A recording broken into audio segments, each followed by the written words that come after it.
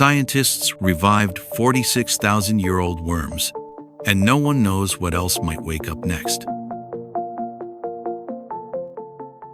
Frozen in Siberia for over 46,000 years, these tiny prehistoric worms just came back to life. Not zombies, not sci-fi. Real living creatures from the Ice Age, now wiggling in a petri dish. Scientists actually revived them, and it's blowing minds. Deep beneath the Siberian permafrost, something astonishing was hidden: tiny worms called nematodes, trapped for nearly 5 ice ages. Temperatures hit -10 degrees Celsius or colder year-round, turning this soil into nature's freezer. For tens of thousands of years, these worms remained still, their life functions paused. In 2018, Russian scientists found frozen samples 130 feet below ground. They weren't expecting life. But then, something started to move. Back in the lab, scientists carefully warmed the ancient samples, and then it happened. 2 nematodes began to wiggle, not metaphorically, literally, alive, moving, eating. One came from a Pleistocene squirrel burrow, the other from river sediments. They'd been frozen since mammoths roamed the earth, and now they were crawling around like it was no big deal. Just business as usual for worms that cheated death. This is where things get crazy. How did these worms survive 46,000 years without food, water, or oxygen? The answer: cryptobiosis. It's like pressing pause on life. Their bodies dried out, water replaced by sugar-like trehalose, locking their cells in a glass-like state. No decay, no metabolism, just pure suspended animation. It's the biological version of time travel, and nematodes are masters of it. One of the revived worms turned out to be a new species, now named Panagrolemus kolymaiensis, after the Kolyma River where it was found. Genetic analysis confirmed this wasn't just an old worm, it was an undiscovered Ice Age survivor, a creature we didn't even know existed, that just casually woke up from the longest nap in history. No necromancy here. This is hardcore science. To revive the worms, scientists used sterile, nutrient-rich agar and a gentle warm-up protocol to avoid shocking their system. Think of it like a careful defrost cycle. Within weeks, they were feeding and reproducing proof that their DNA, cells, and internal systems survived millennia in stasis. That's not just rare, it's nearly unheard of. This isn't the first frozen critter to come back.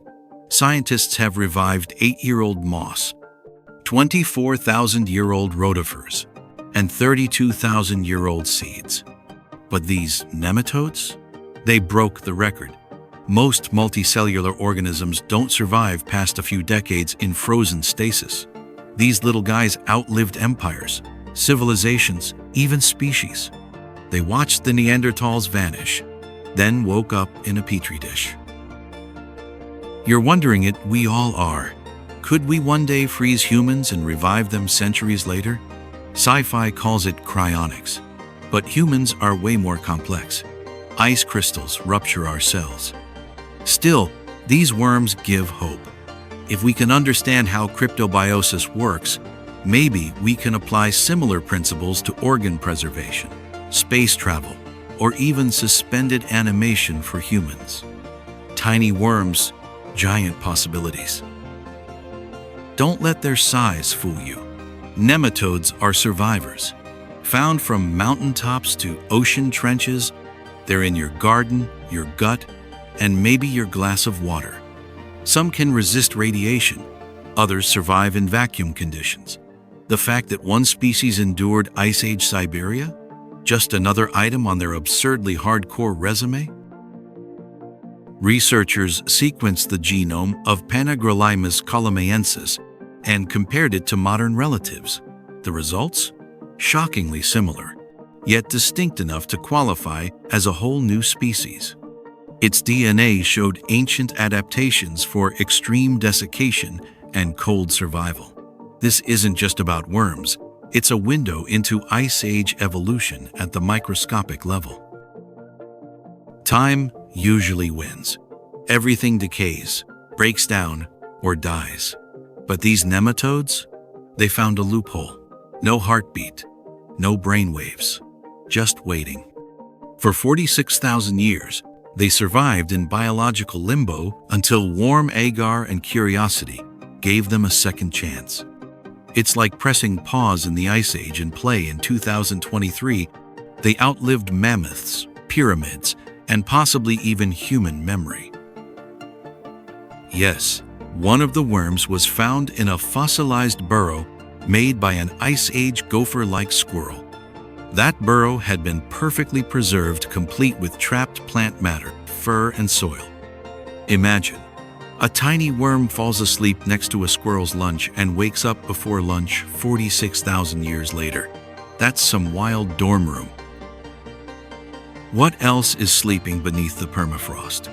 Scientists believe the Siberian tundra could be hiding entire microbial ecosystems, dormant viruses, bacteria, even ancient fungi. In 2014, researchers revived a 30,000-year-old virus from similar ice.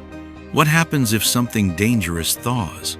Are we opening nature's time capsule or Pandora's box? Here's a twist. These ancient worms reproduce asexually. Yep, no mates required. It's called parthenogenesis. One worm can become thousands, genetically identical. That means Panagrolimus colimiensis didn't just wake up, it could restart a whole population on its own. Not only is it a survivor, it's an army of one. Let's be real. Bringing back ancient life can feel risky. But these nematodes? Totally harmless to humans.